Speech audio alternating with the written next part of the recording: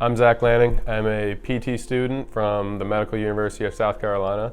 I chose Excel because I have some classmates and some friends that I knew prior who had worked here actually has technicians or aides, and they recommended it to me. They told me it was awesome, told me how good the therapists were here, you know, John Alexander especially, and then also Cagney, who's the other PT. So far, my experience with Excel has been phenomenal.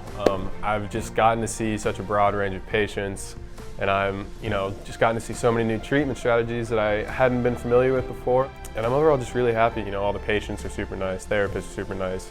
Everybody's always looking to learn something new, so it creates a really good environment for education.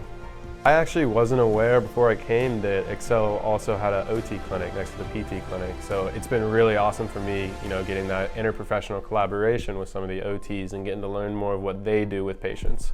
So I think that's been a super helpful thing so far in this rotation.